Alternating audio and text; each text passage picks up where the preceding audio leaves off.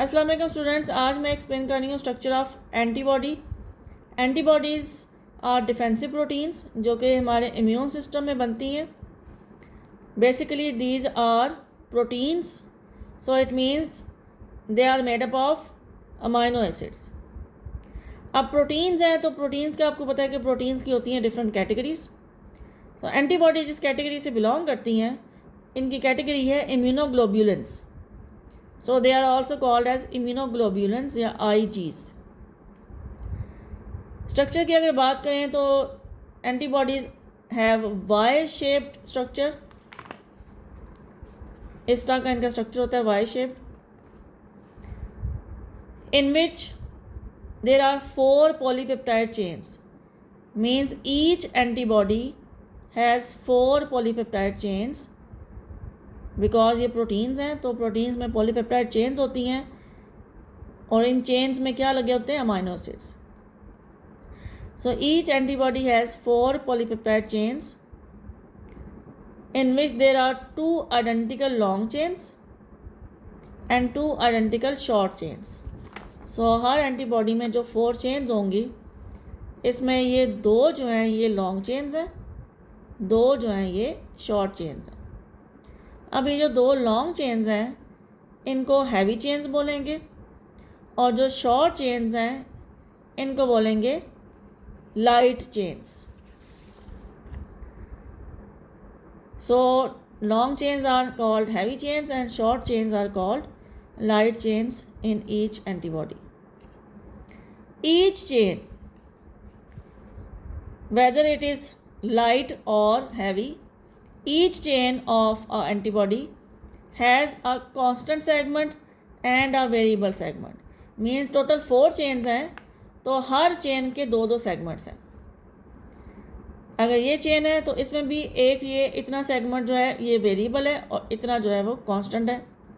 ये second chain है long वाली, इसका इतना पोर्शन वेरिएबल सेगमेंट है और यहाँ से यहाँ तक जो है ये कांस्टेंट सेगमेंट है। इसी तरह से इन दोनों का भी। सो हर चेन में वेरिएबल सेगमेंट है और कांस्टेंट सेगमेंट है। Now why they are called variable and constant?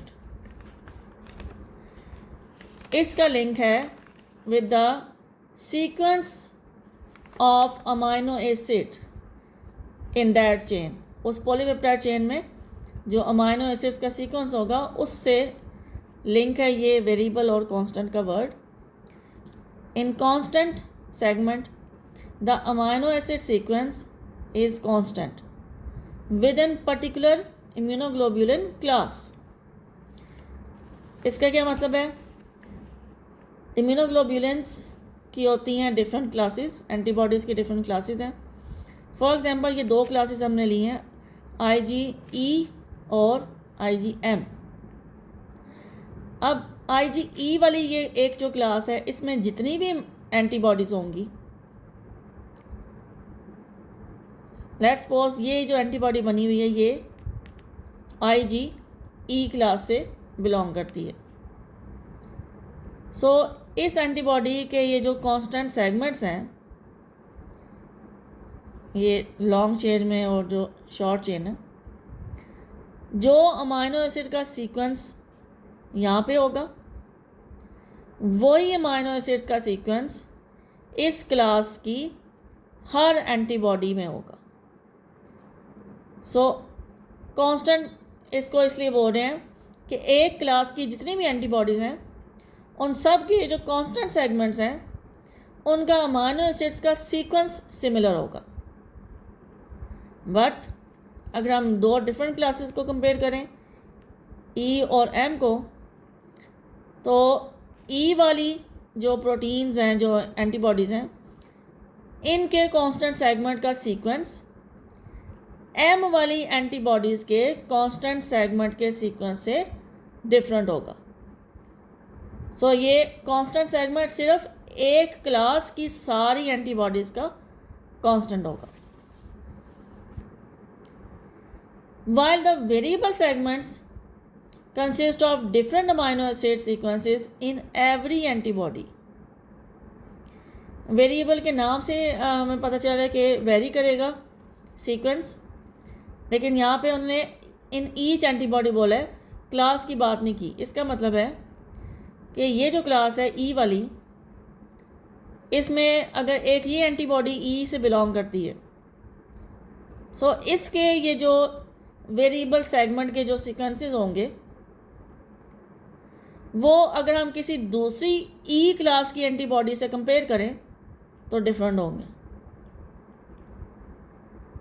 So it means एक ही क्लास की हर एंटीबॉडी के वेरिएबल सेगमेंट का सीक्वेंस अपना अपना होगा।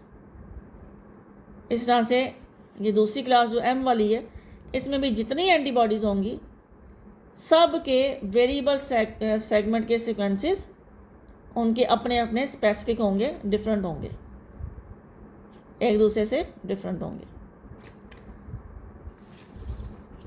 वेरिएबल सेगमेंट का ये जो फीचर है, इसकी वजह से variable segments act as antigen binding sites. अब एंटीबॉडीज़ आपको पता है डिफेंसिव प्रोटीन्स हैं, तो इन्होंने जब इम्यून सिस्टम काम करता है तो इन्होंने एंटीजन के साथ बाइंड होना होता है और एंटीजन को डिस्ट्रॉय करना होता है। एंटीजन जो कि पैथोजन की प्रोटीन होती है उसको इन्होंने डिस्ट्रॉय करना होता है। सो इनका जो वेरिएबल सेगमेंट है ये एक्ट करता है एज एंटीजन बाइंडिंग साइट, क्योंकि वेरिएबल सेगमेंट हर एंटीबॉडी का अलग अलग है। So that's why antibody each antibody becomes specific for each antigen. Constant वाला जो सेगमेंट है वो एंटीजन बाइंडिंग साइट बन ही नहीं सकता, क्योंकि एक क्लास की सारी एंटीबॉडीज़ का कांस्टेंट सेगमेंट सिमिलर है। दैट्स वाई वेरिएबल सेगमेंट जो है वो बनता है antigen binding site, and each antibody has 2 antigen binding sites. ये वाली जो एंटीबॉडी है इसमें एक ये साइट होगी एंटीजन की बाइंड करने के लिए और एक ये साइट होगी। These 2 are antigen binding sites.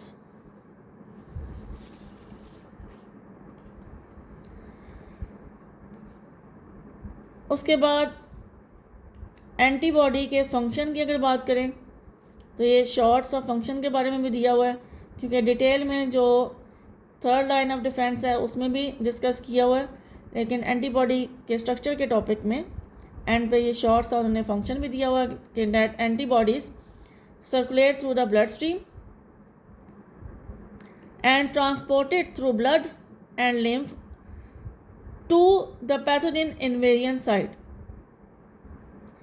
ये बन जाती हैं जब ब्लड में सर्कुलेट करती हैं और ब्लड के ज़रिए ही जहाँ पे पैथोजन का अटैक हुआ है वहाँ पे ये चली जाती हैं, and then they bind to the specific antigens and they destroy them. This is simple function of antibodies कि उन्होंने ब्लड में ही बनती हैं और ब्लड में सर्कुलेट करती रहती हैं और ब्लड के थ्रू ही जाती हैं इन्वेरियन साइट पे, मतलब जहाँ पे पैथोजन का अटैक हुआ। तो ये हो गया स्ट्रक्चर ऑफ एंटीबॉडी। ये शॉर्ट क्वेश्चंस के लिए भी इम्पोर्टेंट है और as a part of long question भी ये इम्पोर्टेंट है। Thank you.